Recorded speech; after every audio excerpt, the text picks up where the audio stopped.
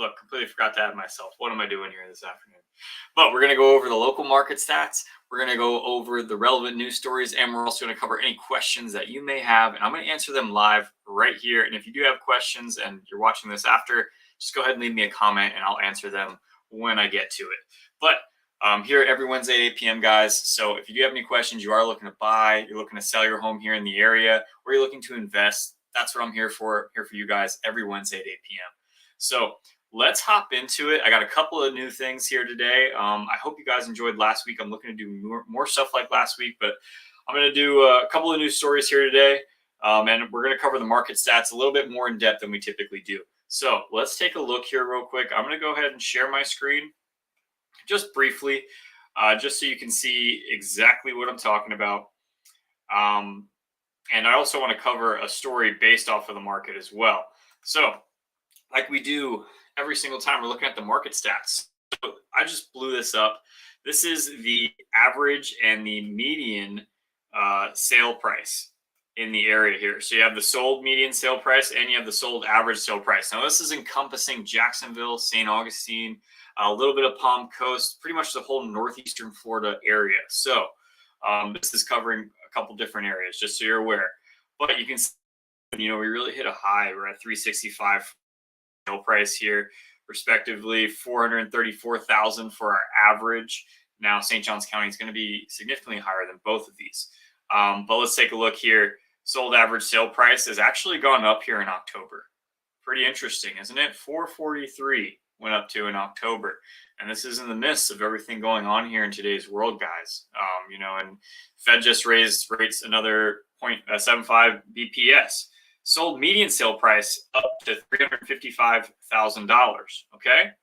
So now let's take a look at, I didn't do this right. Sorry here, guys. Now, so this is the same data, but it only goes up through September, which obviously isn't ideal, but we work what we got, right? So prices, let's go here. This is just St. Johns County here, guys. So single family units, median sold price by month. It went up, it went down. It definitely did go down here these past couple months as the market started to adjust, but now it's starting to go back up. So as you're looking at that, what does that mean to you? I mean, because I'm not the only person that's covering what's going on here.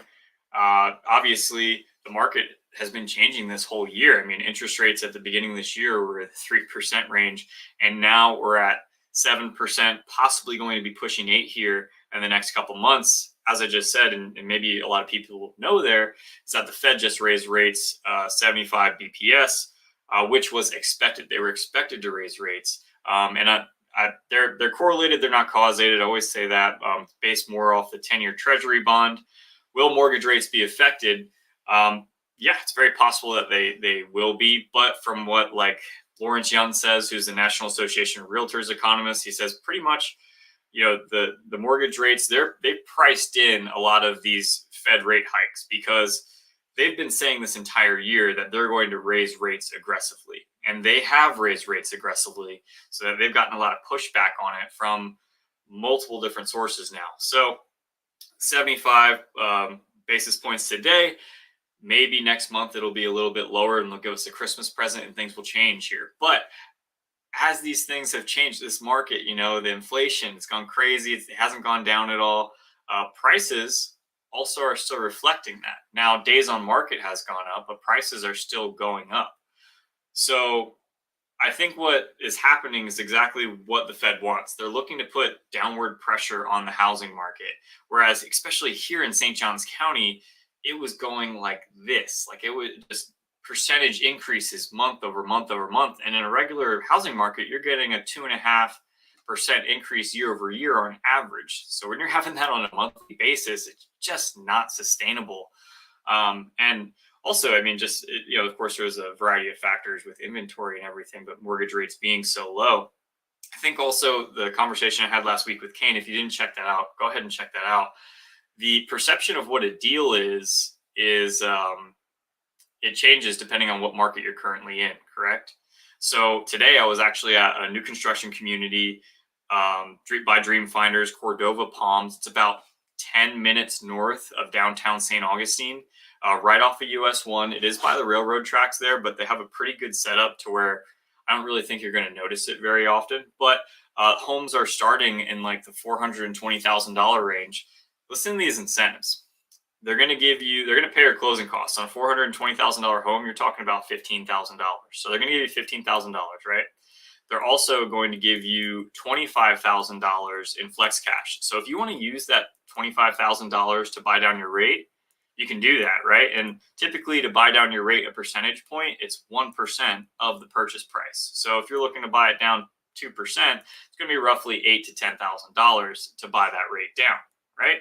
So you could take 10 grand, throw it at the rate, and then you have another $15,000. They're going to let you take that off the purchase price if you want. You're not going to be able to add like fans and, maybe a screen and porch. You're not going to be able to do any of that, a fence, nothing like that. But you're going to be able to take that off the purchase price. So now you're at $410,000. Your closing costs are covered. That $15,000 that was going to come out of your pocket anyway. And then they're also buying down your rate. So your monthly is a lot more you can stomach it a lot better than that 7%, possibly 8% as we go towards the end of the year here. So I think that's just really important to touch on, guys. If you have any questions about that kind of stuff, I'm learning it.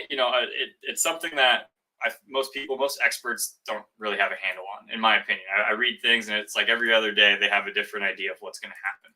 So if you have any questions about that, leave it in the comments below. I'll try to answer it the best that I can. Let me see here. I want to share this one now.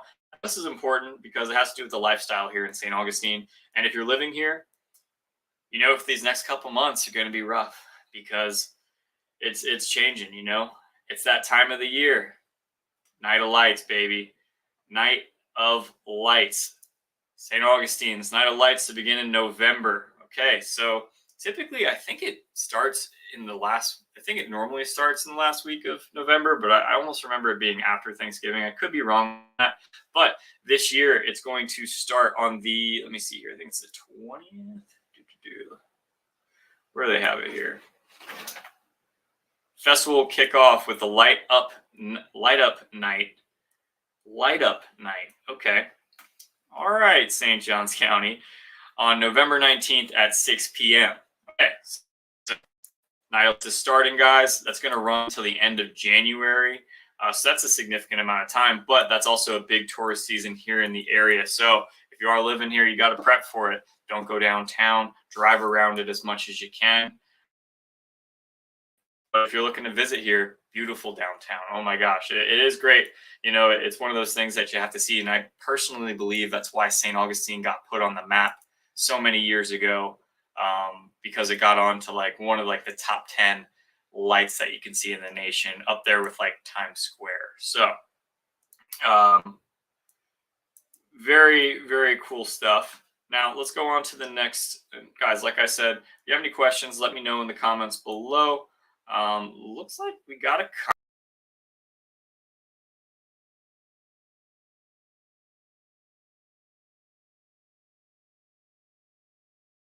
going on here.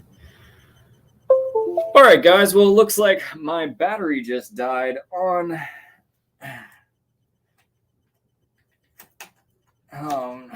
my camera. So I'm going to change that battery as I talk to you guys here. Looks like that I got a comment from Loanoka Harbor. So let's go here. There's still demand for Florida real estate because of migrations of retirees as well as younger families from other states, regardless of percentage interest rate increases. And I got to say, I 100% agree with that because Florida, I think they're expecting to grow by 8,000 people every day, I think, until 2025.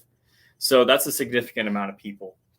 Obviously, working from home, remote work, that's not going to go anywhere, guys. I mean, it's so convenient. I have friends that just save hours of their lives commuting, so it just makes such a big difference for them and their lives.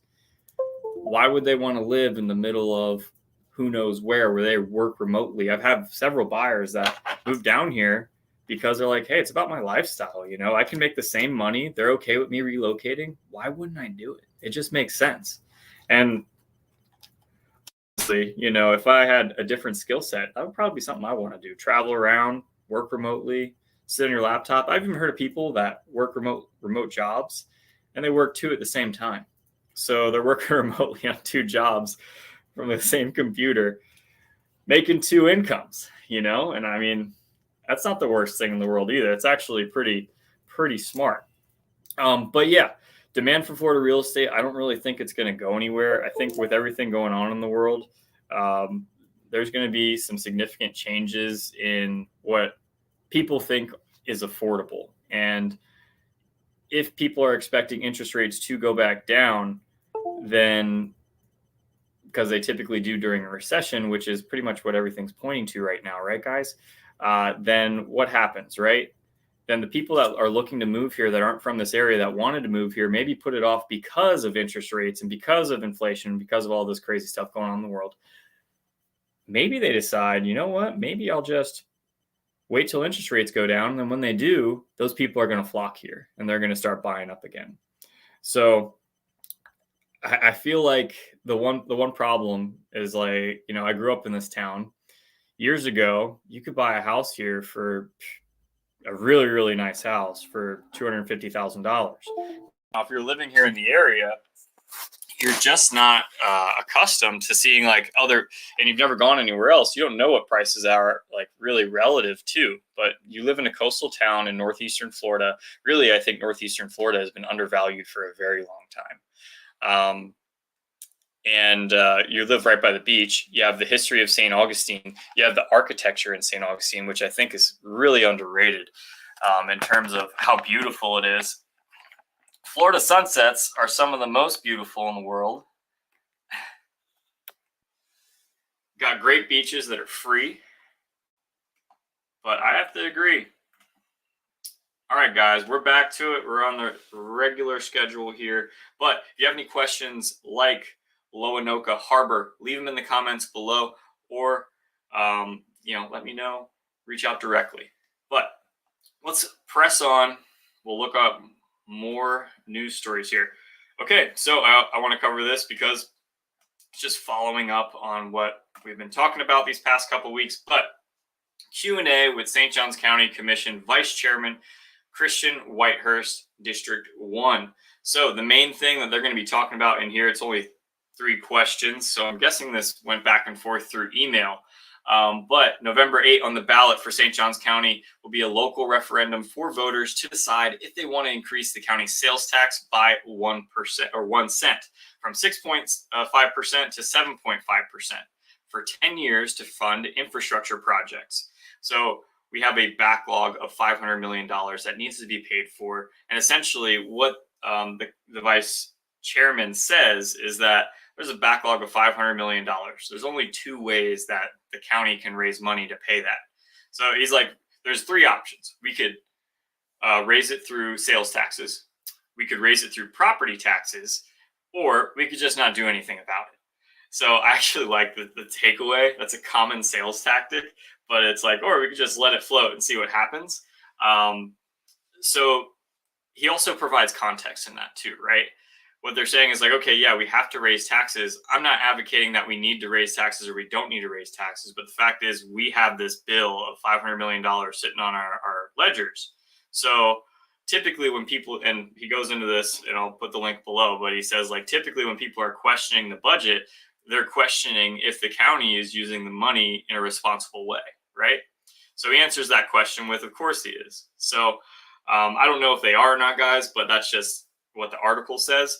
But he also gave context in like back during the 08 recession, they added $25,000 to the homestead exemption so that you can qualify, for more, for less taxable value, essentially.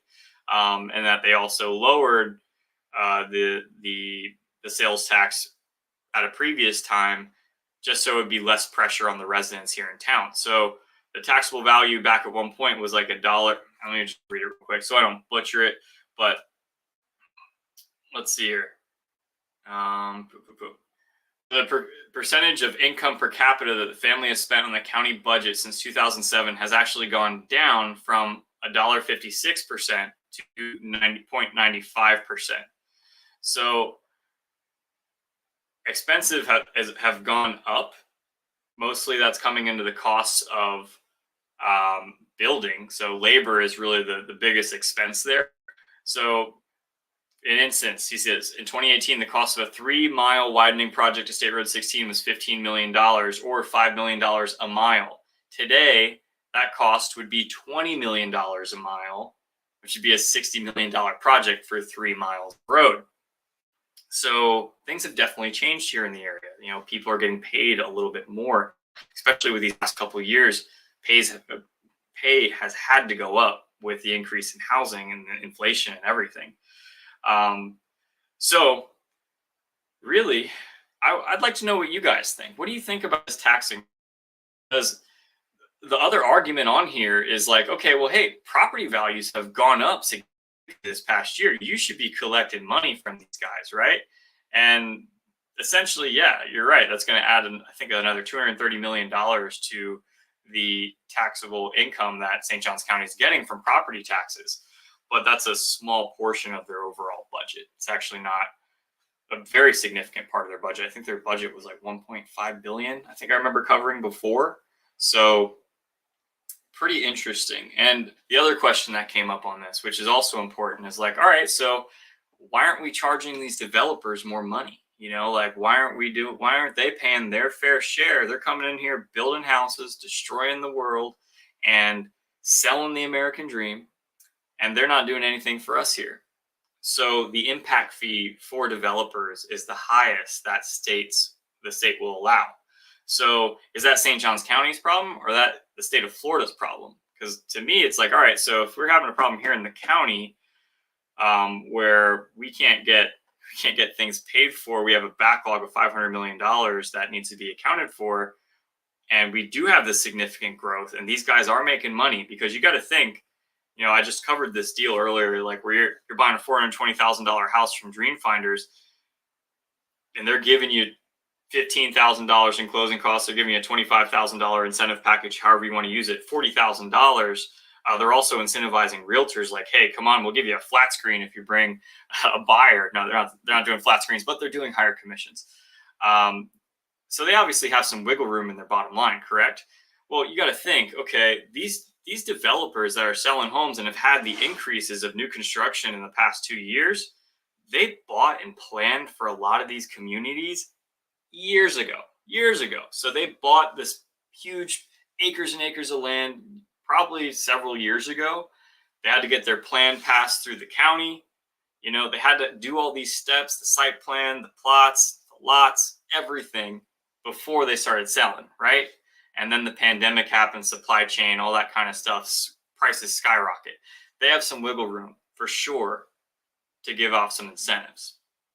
So either way, guys, I think that's an interesting story. If you have any questions about what I just covered, go ahead and leave them in the comments below. I'm going to head on to the next news story here. Give me 1 second. Let me share my screen. All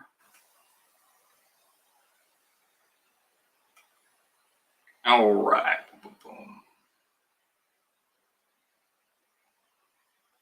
All right. So just to go off of taxes again, St. Johns County holding third surtax town hall on November 2nd. So if you are interested in this subject, you want to get involved, you want to figure out what's going on, St. Johns County will hold the final sales tax town hall at 5:30.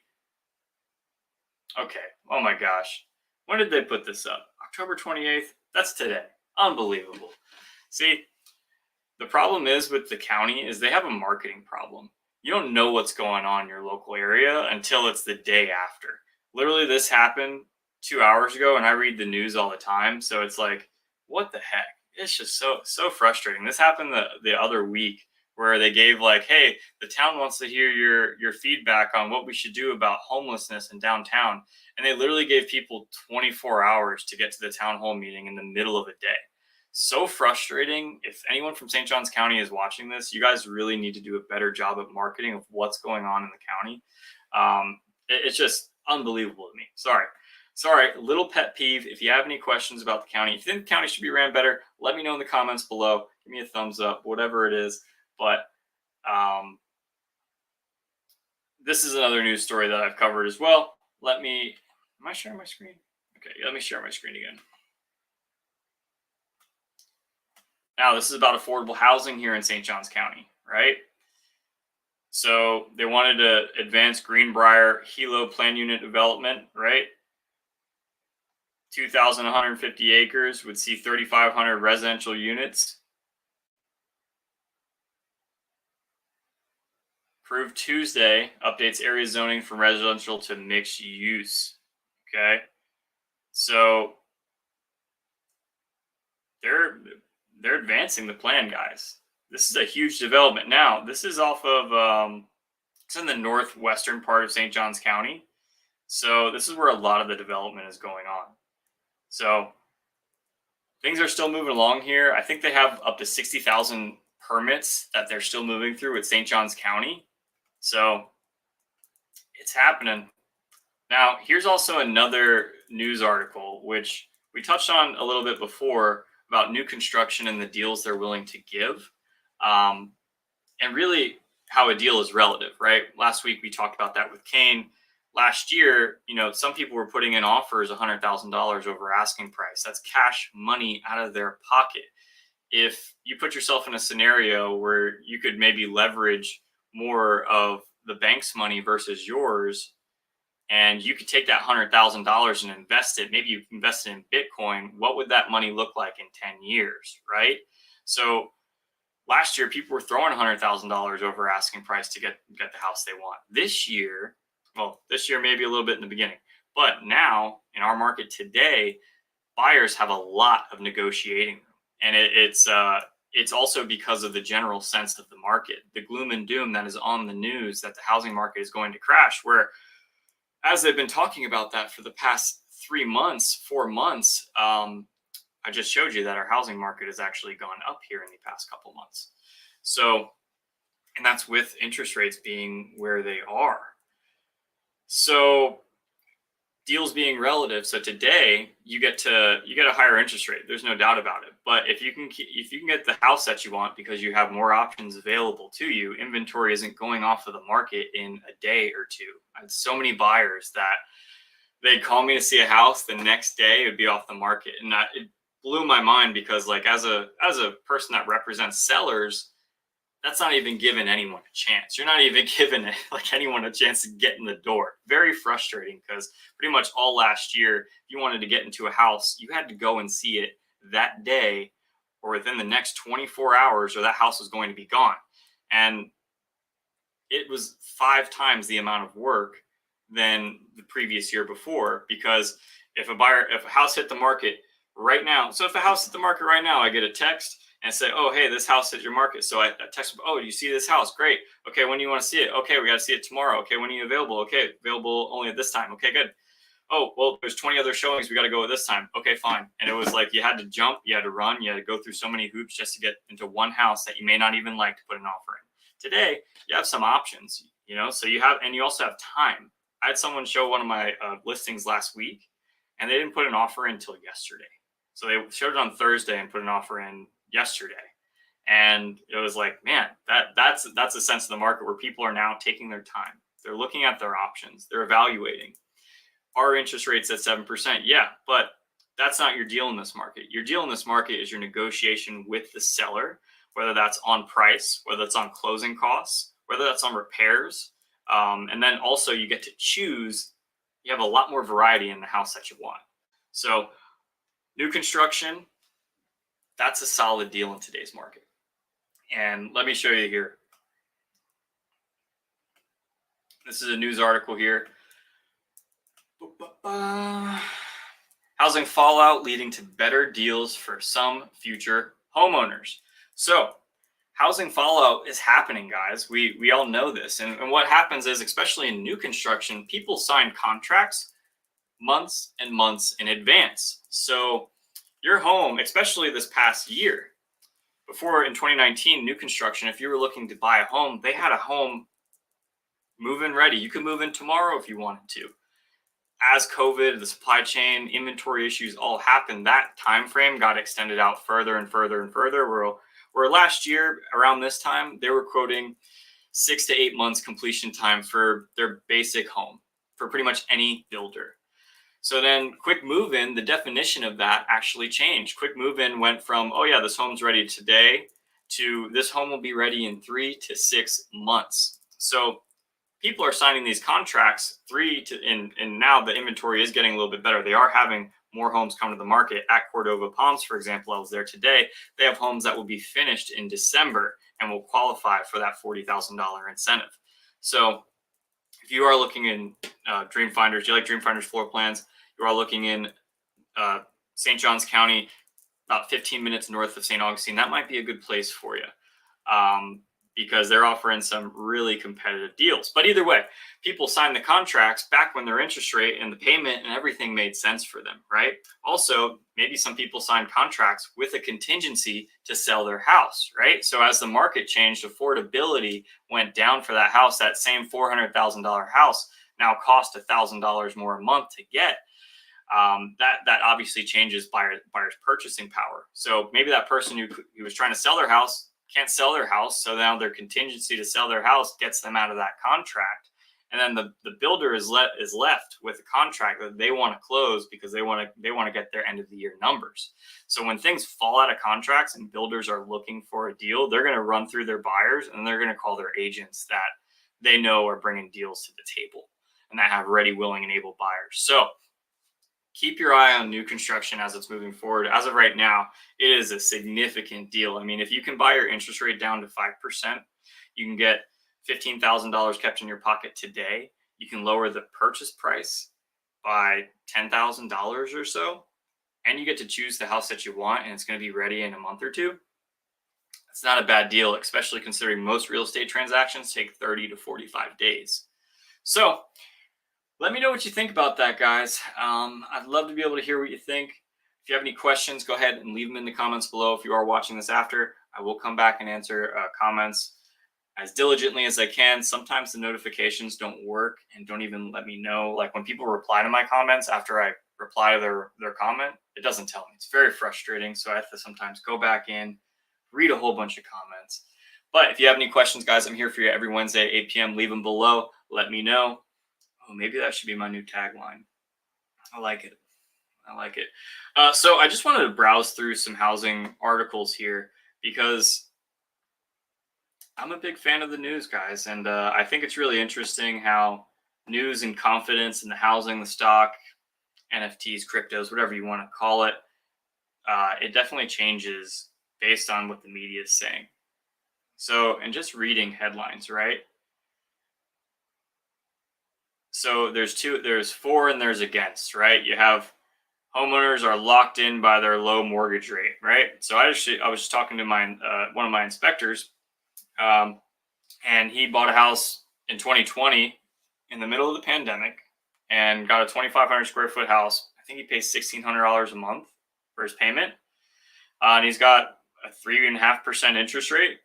So why would they go anywhere, especially if they're comfortable in their house? Maybe they're not in exactly the ideal situation where they want to live, but why would they go anywhere if they have, a decent house and they have a payment that is monthly, and they look at $1,800, that's nothing. And then you're going to look at the market today for that same house, it's probably going to cost you $3,500 a month.